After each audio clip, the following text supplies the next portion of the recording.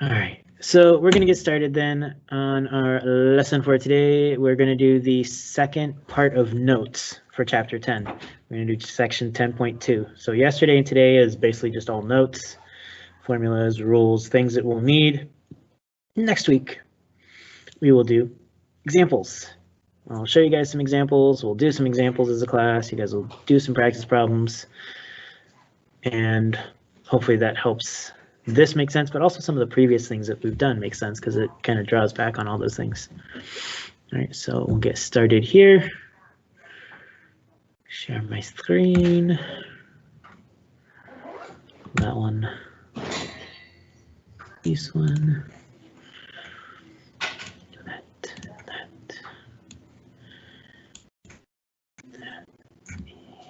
Bam. All right. So here we are, chapter 10, comparing two populations or groups. And section 10.2, comparing two means. There's only two sections in chapter 10, 10.1 and 10.2. So this is like all the notes for chapter 10. All right, so we're going to get started.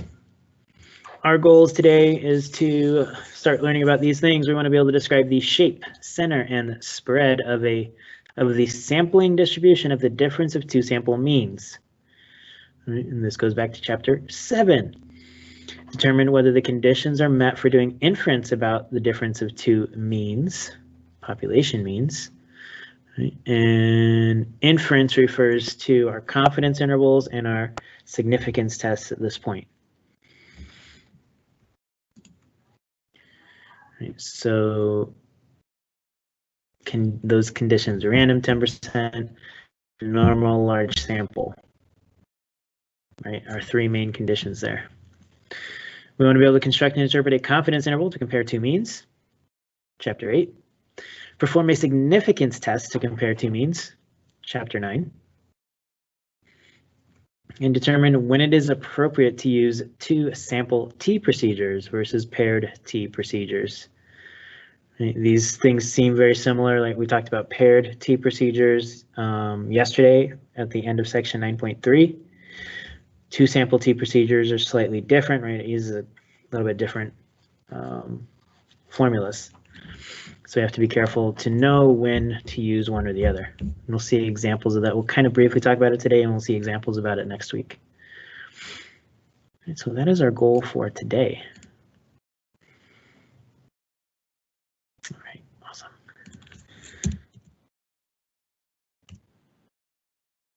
All right, so we're going to get this rolling. Introductions. What if we want to compare the mean of some quantitative variable for the individuals in population 1 and population 2? Our parameters of interest are the population means mu sub 1 and mu sub 2. The best approach is to take separate random samples from each population and to compare the sample means. All right. So this would be like, for example, maybe we wanted to compare the average grade point average, but we wanted to do this population of males and females at Orange Glen High School. Male and female are the two populations, and we're comparing the average grade point average. Right, so we could take two separate random samples from the male population and the female population and compare the sample means. I suppose we want to compare the average effectiveness of two treatments in a completely randomized experiment. We use the mean response in the two groups to make the comparison. Right, so this is now an experimental setting. So say we want to test two different treatments or a no treatment and treatment. Right, so keeping it in the school setting, let's say we wanted to test. What? Daniel, I'm confused about the context of your question.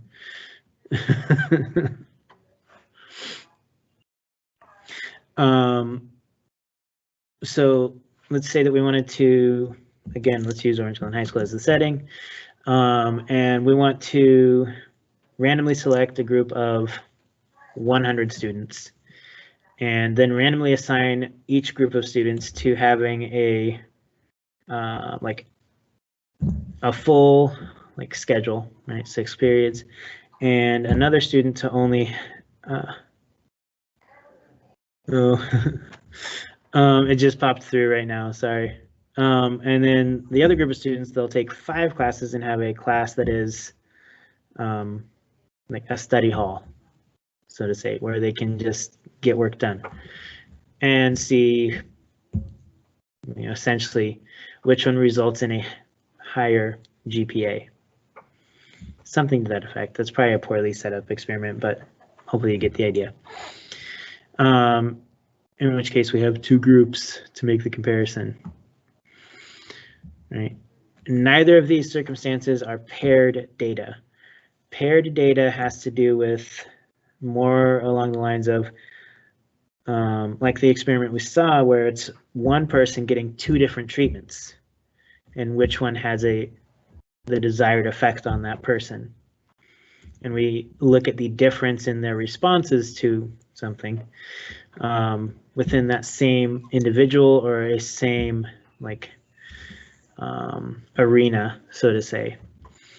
Right, so the paired data has to do with like the same person getting the 2 treatments, whereas the 2 sample data, right, within this context is 2 separate groups getting the 2 different treatments. Hopefully that makes some sense. But yeah, so we have our different contexts going on here. And we get some new notation, right? Just like yesterday, some new notation here. Population or treatment 1, we have parameter mu sub 1, statistic x bar sub 1, and sample size n1. Same thing for population or treatment 2. The subscript ties that notation to the population it came from. All right.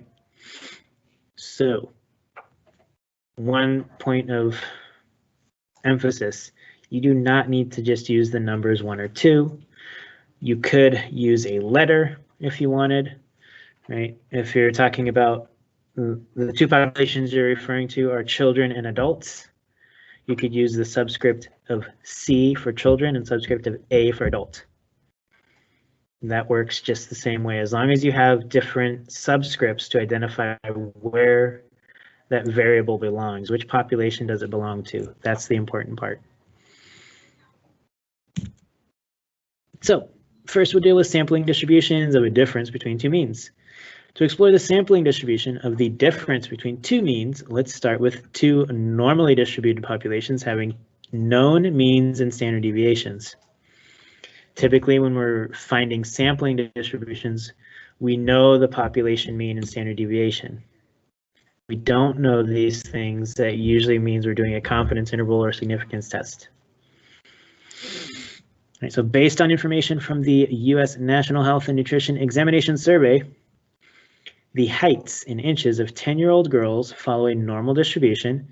Remember, this is our normal distribution notation here, n parentheses 56.4, comma 2.7.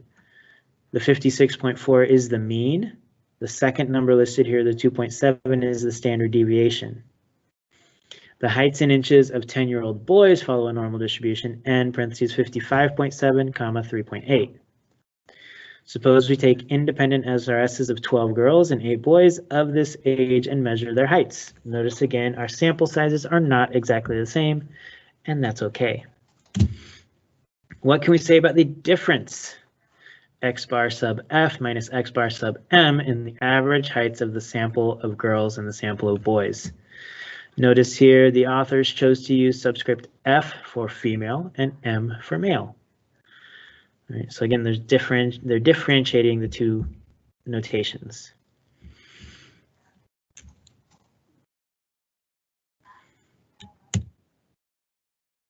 So using their Fathom software, they generated an SRS of 12 girls and a separate SRS of 8 boys and calculated the sample mean heights.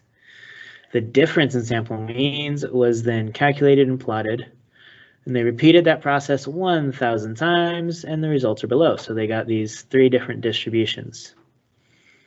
They have a sampling distribution for the sample mean height of the 10-year-old girls. They have the sampling distribution for the sample mean heights of 10-year-old boys. and the difference between those two over the 1,000 repetitions. And so what do we notice about the shape, center, and spread of this sampling distribution? Right. Well,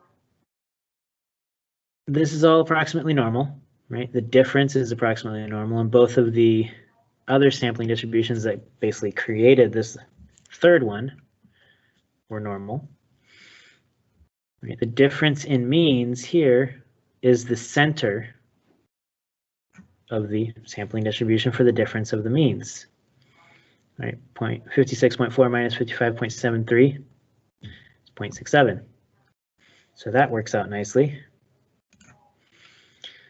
All right.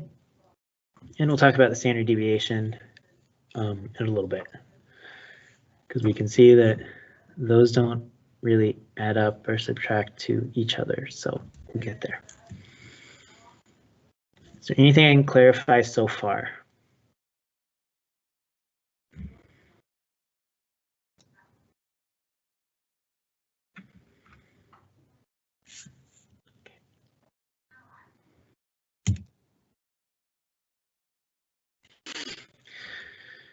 All right, so then both x bar 1 and x bar 2 are random variables. The statistic x bar 1 minus x bar 2 is the difference of these two random variables. In chapter 6, we learned that for any two independent random variables, x and y, the mean of x minus y is equal to the mean of x minus the mean of y. And the variance of x minus y is equal to the variance of x plus the variance of y. And remember, the sigma squared is variance. Sigma by itself is standard deviation. The sampling distribution of the difference between sample means, right, is now our notes here.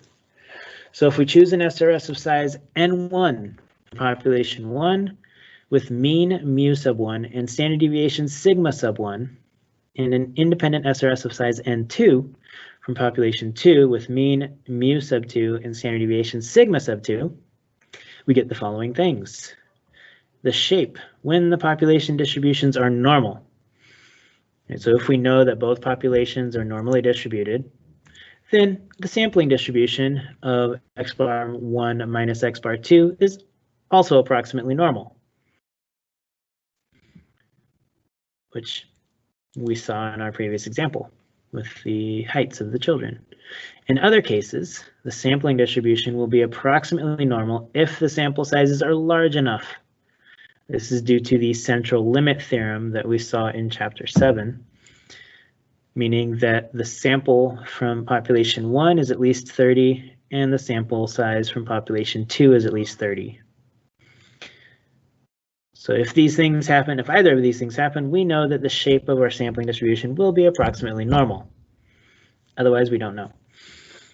The center, the mean of the sampling distribution is mu sub 1 minus mu sub 2.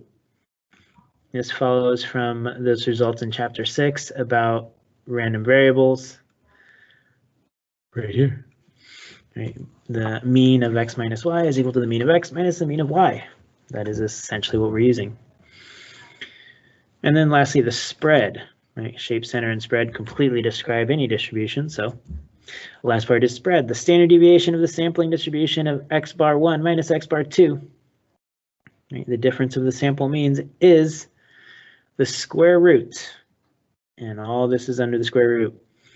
The square root of the variance of population 1 divided by the sample size from population 1 plus the variance of sample 2 divided by the sample size from sample 2, from population 2. Right. As long as each sample is no more than 10% of its population, again, this is our 10% condition. Right, so we can only calculate the standard deviation if we've checked the 10% condition. Does anyone need a moment to write anything down?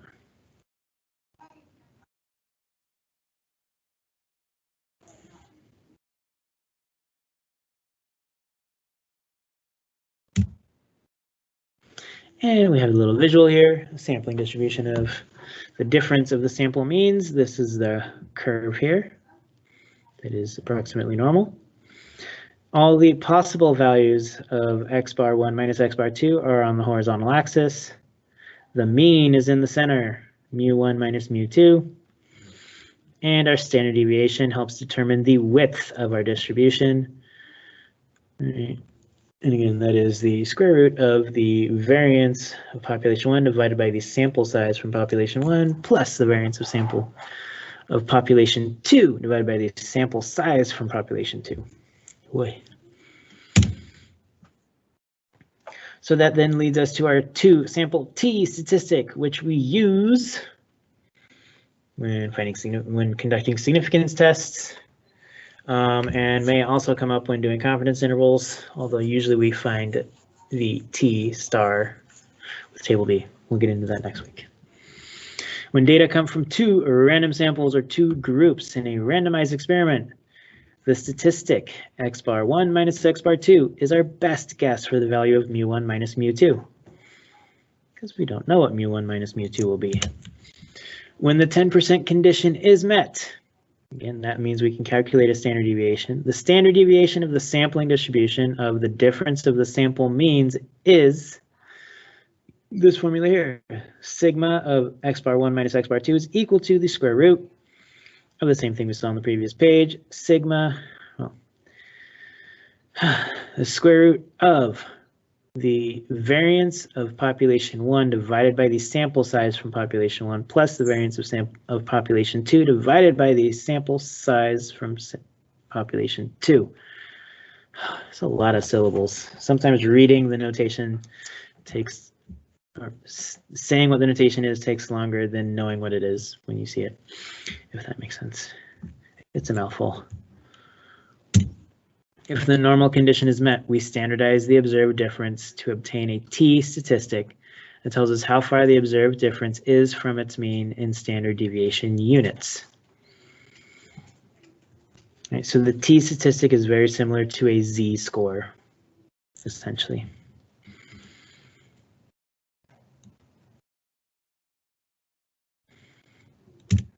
Now, since we don't know the values of the parameters, the standard deviation from population 1 and standard deviation from population 2, we replace them in the standard deviation formula with the sample standard deviations. The result is the standard error of the statistic x bar 1 minus x bar 2. And it's essentially the same exact formula, but wherever there was a sigma, you put an s. So the standard error of x bar 1 minus x bar 2 is equal to the square root of the standard deviation of the sample from population 1.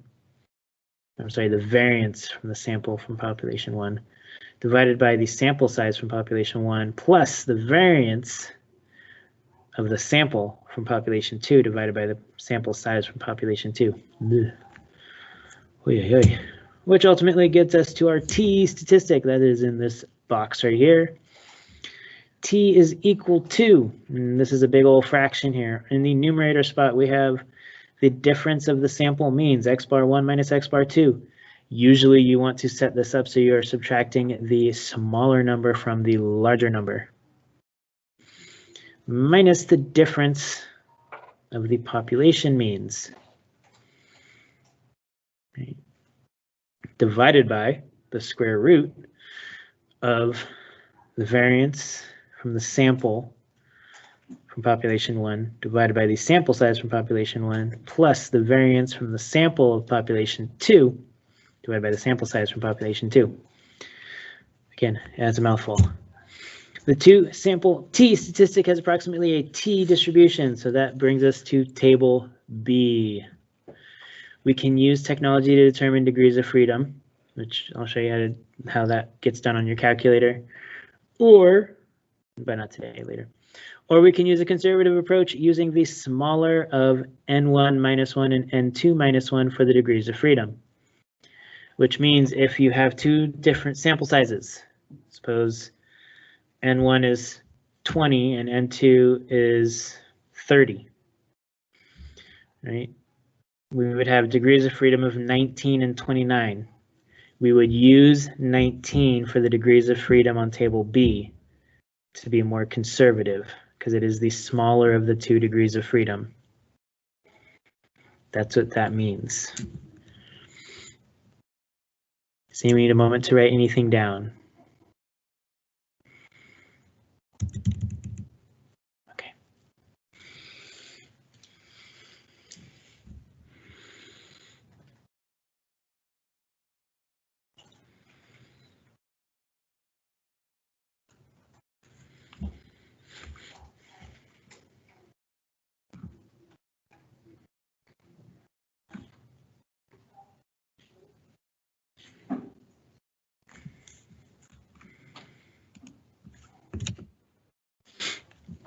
So then we get our conditions for performing inference about mu1 minus mu2.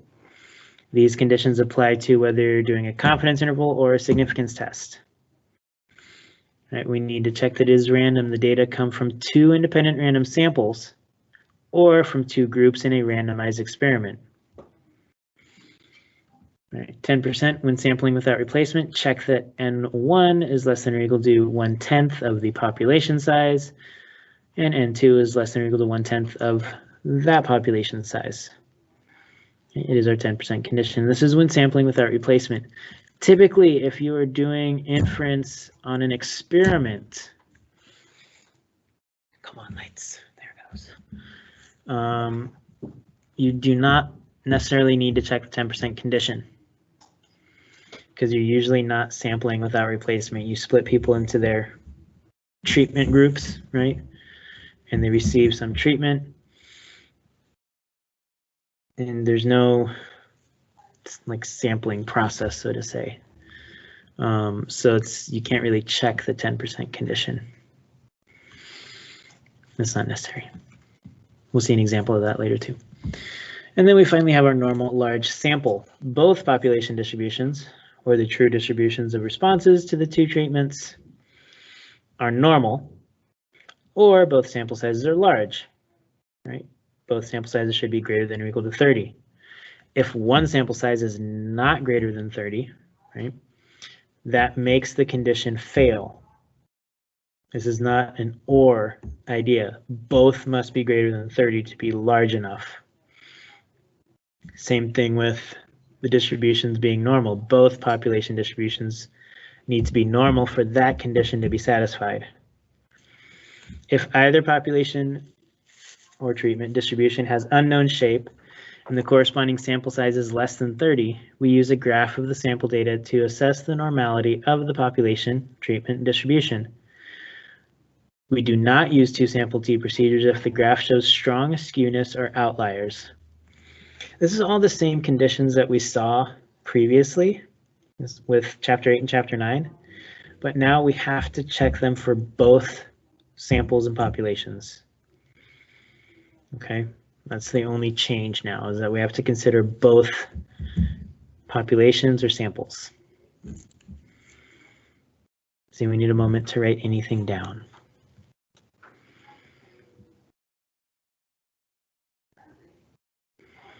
Or does anyone need any clarification?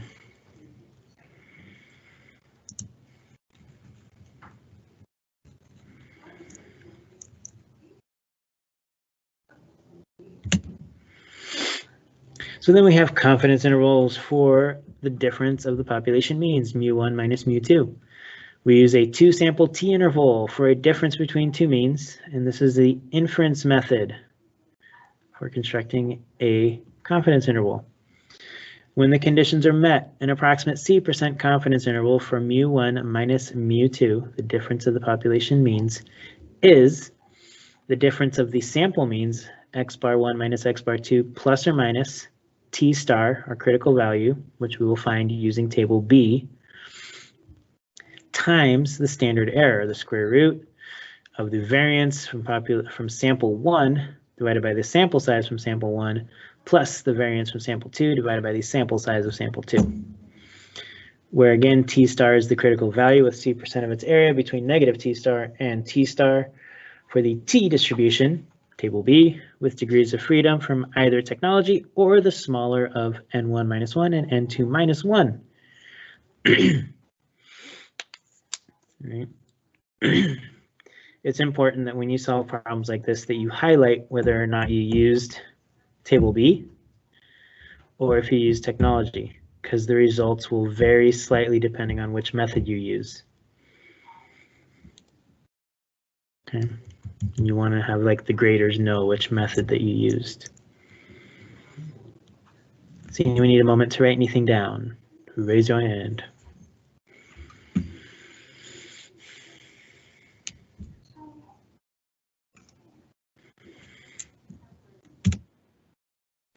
Then we have significance tests for mu1 minus mu2. An observed difference between two sample means can reflect an actual difference in the parameters, or it may just be due to chance variation in random sampling or random assignment. Significance tests help us decide which explanation makes more sense. The null hypothesis has the general form H0 such that mu1 minus mu2 is equal to the hypothesized value. We're often interested in situations in which the hypothesized difference is 0. Then the null hypothesis says that there is no difference between the two parameters. And so we get the notation here, H0 such that mu1 minus mu2 equals 0. Or alternatively, H0 such that mu1 equals mu2. The alternative hypothesis says what kind of difference we expect. We either believe that the alternative is that the difference is greater than 0, the difference could be less than 0, or that the difference is just not 0. Right? It could be greater than or less than, and when we're at the not 0, we have the two-sided test, right, where we use both tails, so to say. So we need a moment to write anything down from this screen.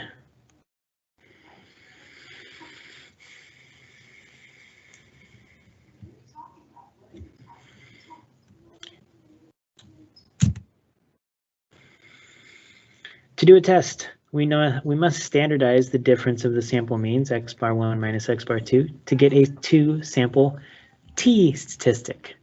Again, it follows the normal kind of pattern here. We have our test statistic equals the statistic minus the parameter divided by the standard deviation of the statistic.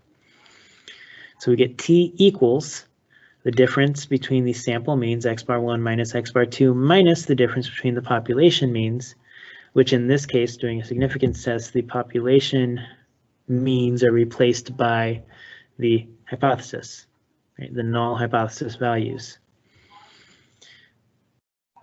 right, which in most cases will be 0. And we take that whole thing and we divide it by the standard error, square root of the variance of sample 1 divided by the sample size of sample 1 plus the variance of sample 2 divided by the sample size of sample 2. And that is our t statistic. To find the p-value, we use the t distribution with degrees of freedom given by technology, or by choosing the smaller of the two, n1 minus 1 and n2 minus 1. Same rules as previously, we just choose whichever one is smaller, and that becomes the degrees of freedom we use.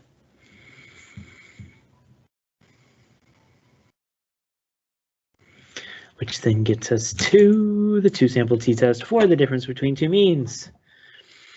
Again, this is our inference method for conducting a significance test. Suppose the conditions are met. Random 10% and normal / large sample. To test the hypothesis H not such that mu1 minus mu2 equals the hypothesized value, we compute the t statistic, which is the same thing that we saw on the previous page. We find the p-value by calculating the probability of getting a t statistic this large or larger in the direction specified by the alternative hypothesis H sub A. Use the t distribution with degrees of freedom approximated by technology. Again, we'll use table A, or the smaller of n1, or not table A, table B, sorry, t distribution table B. Smaller of n1 minus 1 and n2 minus 1. There's also ways to make your calculator do these things for you. We will explore those next week as well. And so again, if the alternative is that the difference is greater than the hypothesized value, we find that t value and then the proportion under the curve greater than that, If we're looking at less than the hypothesized value, we find that t-value and go to less than. And lastly, if we're just not equal to the hypothesized value, we find the area under the curve greater than the t-value or less than the negative t-value, and we multiply it by 2 because we have 2 tails and we have symmetry. Remember, table B does not give us negative values of t. So if we get a negative t-value, we simply use the positive value version of that value, and because of symmetry, they are the same. All right. So there's that. Is there anything I can clarify? Any questions you have?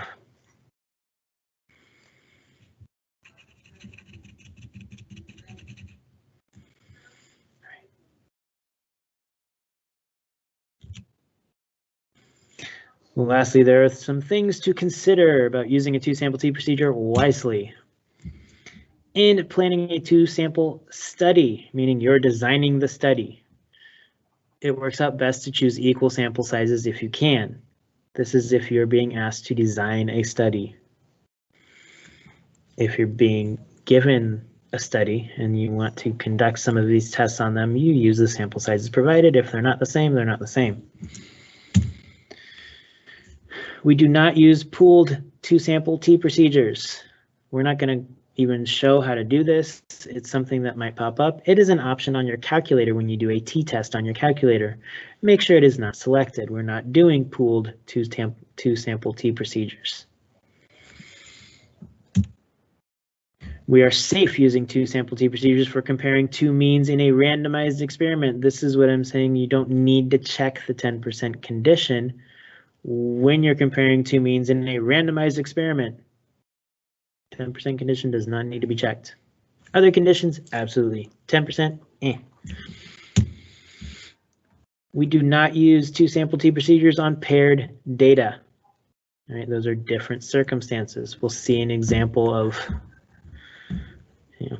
paired data versus 2-sample next week. However, we don't use this on paired data. We use the other formulas that we saw for section 9.3. Lastly, beware of making inferences in the absence of randomization. The results may not be generalized to the larger population of interest. So this happens when you're conducting an experiment, and let's say that your individuals in your experiment were just the people who volunteered. You can only make inferences about those types of people, similar to the ones who volunteered. You will not be able to make an inference about the larger population of interest because the subjects were not randomly selected. The treatments will be randomly assigned, and that part is sufficient for checking our conditions. But because we didn't randomly select the participants, we can only make inference about similar types of participants, not the whole population. So it's a difference in how you write your results, essentially. That's it. That's section 10.2 in notes. Okay. It's a lot of formulas and rules, right? But it's using a lot of the things that we've seen previously, and we'll see examples, and hopefully those examples will actually help make sense of the previous chapters of things we've done as well, because this general rules and ideas apply the same. All right, so we'll do that. We'll do this. Boom. If you need to look back into that presentation, it is linked on the calendar already, and also in the notes and resources for section 10.2, which I think I published earlier today. So I do have for chapter 10 in the modules, I have the notes and resources for 10.1 and for 10.2. I don't quite yet have the practice problems and solutions ready. I'm working through those right now. So hopefully I'll have those ready over the next couple days. Are there any questions, comments, concerns about the lesson, previous things, returning to campus that have come up?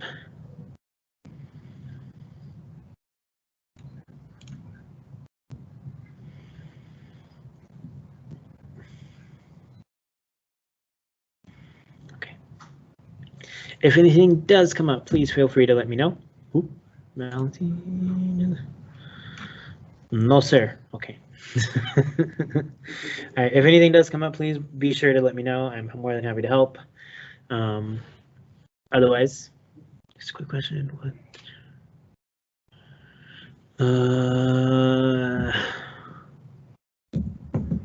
12-week grades. No, because we finished chapter 9 essentially this week. So no. I'm not gonna. If you've done it, it will apply, right? If you have not done it, I'm not gonna put in placeholder grades yet. I'll do that after grades are posted. Thanks for asking, Esme. It's good clarification. All right, but all the other ones, 6, 7, and 8, you're welcome.